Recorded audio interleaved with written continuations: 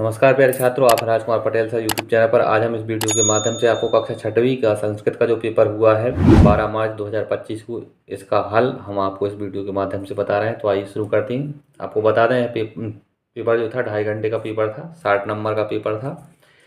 बहुविकल्पी प्रश्न थे, प्रश्न क्रमांक 1 से लेकर 5 तक, और प्रत्येक प्रश्न का 1 अंक निर्धारित था।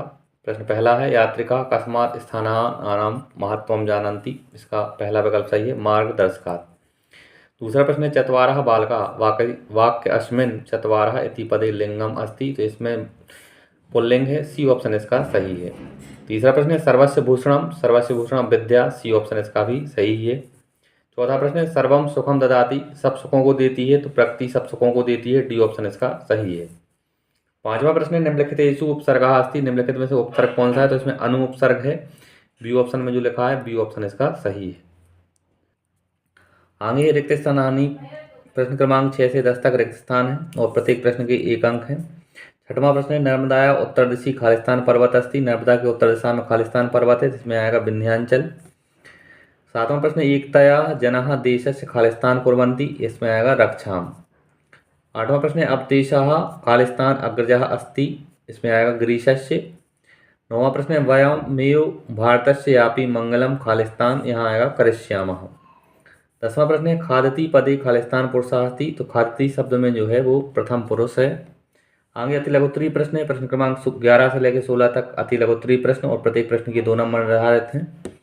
11वां प्रश्न आप देख रहे हैं, देवई कहा पूज्यते। इसका उत्तर है विद्यावान। देवई विद्यावान पूज्यते। 12वां प्रश्न है, जम्बू वृक्ष कुत्र आसीत्। जामुन का पेड़ कहाँ था? तो इसका उत्तर होगा नदी तीरे। 13वां प्रश्न है, धन्वंतरि पूजनम कस्मिन् दिने भवति। इसका उत्तर हुआ त्रयोदश्याम। 14वां प्रश्न है, सिख धर्म से प्रवर्तकः कः। सिख धर्म के प्रवर्तक कौन थे? इसका उत्तर होगा गुरु नानक देवः।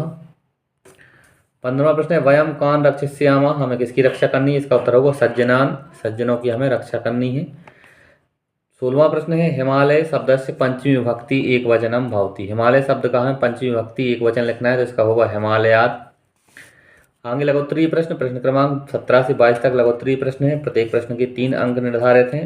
17वां प्रश्न है, आवश्यकता केषां जननी। इसका उत्तर हो आवश्यकता आविष्काराणाम जननी। यहाँ आविष्काराणाम जननी अस्ति।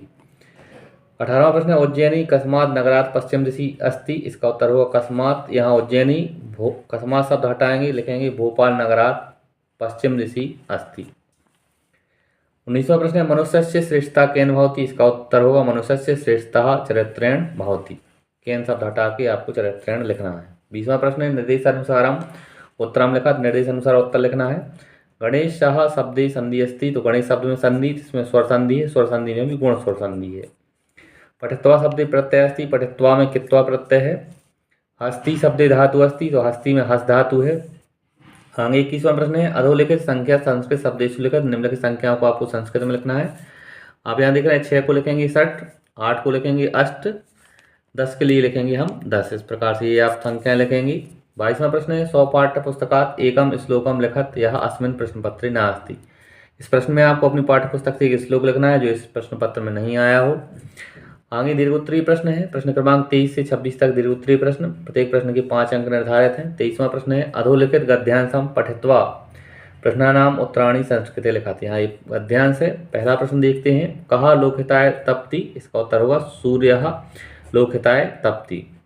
नंबर का प्रश्न है, वृक्षा किमर्थम फलानि यच्छन्ति। किमर्थम शब्द के स्थान पर लिखेंगे वृक्षा परोपकाराय फलानि यच्छन्ति।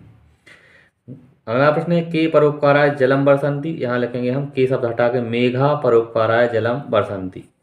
मेघा शब्द लिखा है। अक्षंती शब्द पुरुष अस्ति। इसमें प्रथम पुरुष है अक्षंती में। 5वां है, का परोपकाराय प्रेरति। यहाँ का शब्द हटा के लिखेंगे प्रकृति परोपकाराय प्रेरयति। 24 प्रश्न में आप देखें, अधोलिखित पद्यांशम पठित्वा प्रश्नानाम उत्तरम लिखत। नीचे लिखे पद्यांश को पढ़ के प्रश्नों के उत्तर लिखना है। अलसस्य कुतो विद्या, आविदस्य कुतो धनम, अधनस्य कुतो मित्रम, अमित्रस्य कुतो सुखम। कस्य विद्या नास्ति, किसको विद्या नहीं। तो यहाँ लिखेंगे हम अलसस्य विद्या नास्ति। धनम कस्य नास्ति, यहाँ लिखेंगे हम आविदस्य।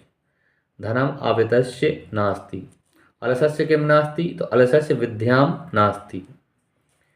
आमित्रस्य किम नास्ति, यहाँ लिखेंगे आमित्रस्य सुखम नास्ति। किम शब्द हटाएंगे आप यहाँ से और लिखेंगे आमित्रस्य सुखम नास्ति। मित्रम शब्द किम वचनम, मित्रम शब्द में वचन बताना तो इसमें एक वचन है। 25वां प्रश्न है उचित शब्द ही पत्रम पूरत, उचित शब्द से पत्र को पूरा करना है। यहाँ हमने नंबर डाले हैं। पहले लिखेंगे सेवायाम प्रधानाचार्य महोदय, शासकीय माध्यमिक विद्यालय भादवा माता, ये यहाँ स्थान का नाम आएगा भादवा माता। सबनी निवेदनम अस्ति यत मम गृहे, यहाँ दूसरे खाली स्थान में आएगा गृहे अनुजस्य राकेशस्य जन्म दिवसः, तीसरे खाली स्थान में लिखेंगे जन्म दिवसः अस्ति अत अहम विद्यालयम आगंतुम न शक्नोमि, कृपया मह्यम त्रिदिवसस्य अवकाशम स्वीकुर्वन्तु, यहाँ चौथे में आएगा अवकाशम।